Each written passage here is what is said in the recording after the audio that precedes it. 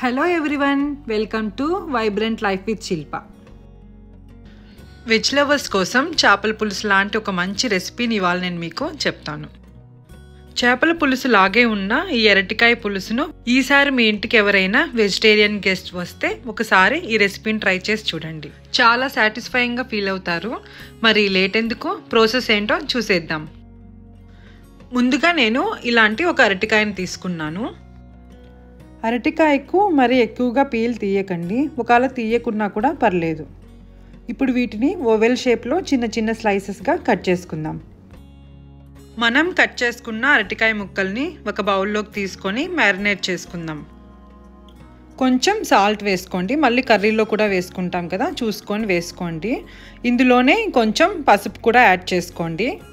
ఒక half tea spoon కారం, ఇంకో హాఫ్ టీ స్పూన్ ధనియాల పొడి వేసుకొని ఒకసారి అంతా బాగా కలిసేలాగా కలుపుకుందాం. ఇప్పుడు మ్యారినేట్ చేసుకున్న అరటికాయ ముక్కల్ని ఫ్రై చేసుకుందాం. ఒక పాన్ తీసుకొని అందులో కొంచెం ఆయిల్ వేసుకోండి. మనం మ్యారినేట్ చేసుకున్న అరటికాయ ముక్కల్ని ఇందులో యాడ్ చేసుకోండి. ఇలా మనం ఫ్రై చేసుకోవడం వల్ల ముక్క అనేది గట్టిగా ఉంటుంది. మనం పులుసులో వేసినా కూడా మరీ సాఫ్ట్గా అయిపోయి విరిగిపోకుండా ఉంటుంది. మరీ ఎక్కువగా ఫ్రై చేసుకోవాల్సిన అవసరం లేదు. ఒక 2-3 మినిట్స్ ఫ్రై చేసుకుంటే సరిపోతుంది. ఇక్కడ చూపిస్తున్నాను కదా, ఇలా ఫ్రై అయితే సరిపోతుంది. ఇప్పుడు వీటిని తీసి పక్కన పెట్టుకుందాం. ఇప్పుడు ఒక బౌల్లో ఒక నిమ్మకాయ సైజ్ అంత చింతపండుని తీసుకొని కొద్దిగా వాటర్ పోసుకొని నానబెట్టుకుందాం. నానిన చింతపండుని ఇలా గుజ్జుగా చేసుకొని పక్కన పెట్టుకోండి.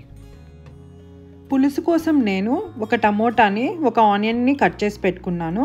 ఒక పచ్చిమిర్చిని, కొంచెం కరివేపాకుని తీసుకున్నాను. ఇప్పుడు ఒక పాన్ తీసుకొని కొంచెం ఆయిల్ వేసుకోండి. ఆయిల్ హీట్ అయ్యాక ఆవాలు, జీలకర్ర వేసుకొని వేయించుకోండి. ఇందులో మనం ముందుగా కట్ చేసుకున్నాం కదా ఆనియన్స్, అవి యాడ్ చేసుకొని ఇందులోనే ఒక పచ్చిమిర్చి, కొంచెం కరివేపాకు కూడా యాడ్ చేసుకొని ఒకసారి ఫ్రై చేసుకుందాం. ఇప్పుడు ఇందులో కొంచెం పసుపు, రుచికి సరిపడినంత సాల్ట్ కూడా యాడ్ చేసుకొని ఒకసారి కలుపుకోండి.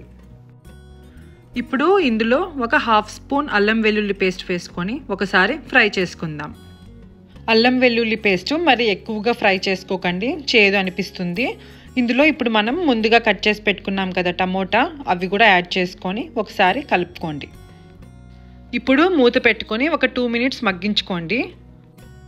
టమోటా ఇంకా ఆనియన్స్ మగ్గిపోయిన తర్వాత ఇప్పుడు ఇందులో 1 టేబుల్ స్పూన్ కారం వేసుకోండి, 1 టేబుల్ స్పూన్ ధనియాల పొడి వేసుకోండి, కొంచెం ఇంగువ వేసుకోండి, ఒక హాఫ్ టీ స్పూన్ జీలకర్ర పొడి వేసుకోండి, ఒక చిటికెడు మెంతుల పొడి కూడా యాడ్ చేసుకోండి. రుచి చాలా బాగుంటుంది.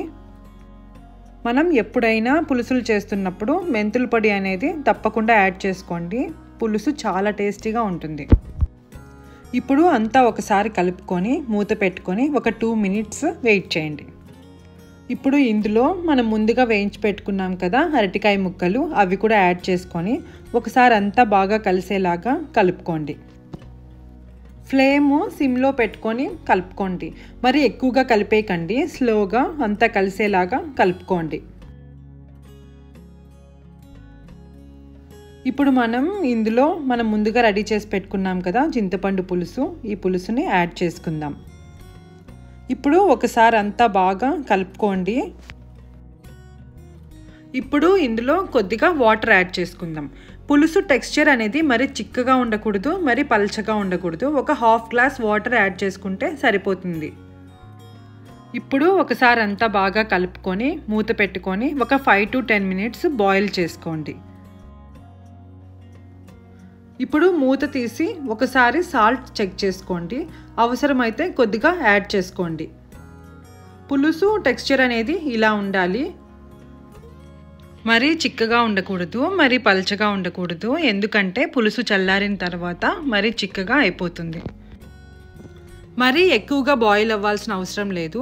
ఒకసారి అరటికాయ ముక్కను తీసుకొని ఇలా ఒకసారి చెక్ చేసుకోండి. మరీ ఎక్కువ బాయిల్ అయినా కూడా ముక్క అనేది విరిగిపోతుంది. ఇప్పుడు ఇందులో ఫైనల్గా కొంచెం కొత్తిమీర కూడా యాడ్ చేసుకొని ఒకసారి ఇలా కలుపుకోండి. అంతే, గుమగుమలాడే అరటికాయ పులుసు రెడీ అయిపోతుంది. ఈ రెసిపీని మనం చాలా సింపుల్గా చేసుకోవచ్చు అండ్ చేపల కూర టేస్ట్తోనే ఉంటుంది. చాలా బాగుంటుంది, మీకు డెఫినెట్గా నచ్చుతుంది. ఈ అరటికాయ పులుసుని వేడి వేడి అన్నంలో కలుపుకొని తిన్నారు అంటే అస్సలు మర్చిపోలేరు, అంత బాగుంటుంది. సో మీరు కూడా ఈ రెసిపీని ట్రై చేసి ఎలా కుదిరిందో కమెంట్ చేయండి. ఈ వీడియో మీ అందరికీ నచ్చింది అనుకుంటున్నాను. నచ్చితే లైక్ చేయండి, ఛానల్కి సబ్స్క్రైబ్ చేసుకోండి. Thank you so much for watching.